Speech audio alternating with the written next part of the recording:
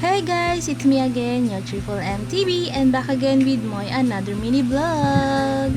For today's video, tara, relax muna tayo. At ang ating spot ngayon ay dito sa Balustres Circa.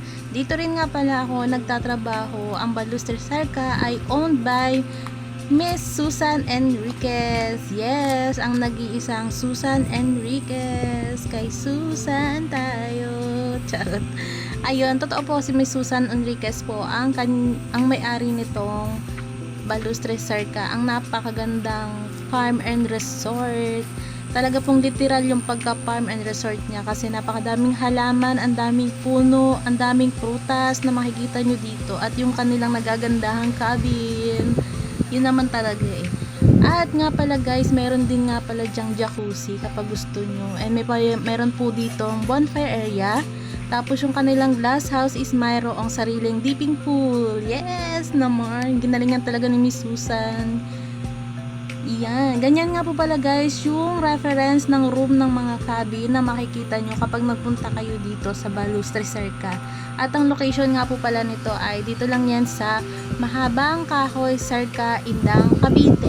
Yan. Nakita nyo yan guys, so diba? Napaka-relaxing, napaka-peaceful. Farm na farm yung dating niya. Ayan, makikita nyo ang lalaki ng mga bunga. Ayan, ayun yung bonfire area. And ito nga pala lang, maisingit ko lang sa video yan. Gandahan kasi ako. Siguro ito yung anting-anting naman. Sarot. Ayan kasi ang ganda niya, color yellow. Ano siya, higad. So ito na nga pala guys, ang buong ang cabin. Ang Balustres Circa Farm and Resort ni Miss Susan Enriquez. Ang ganda, napaka-relaxing dito.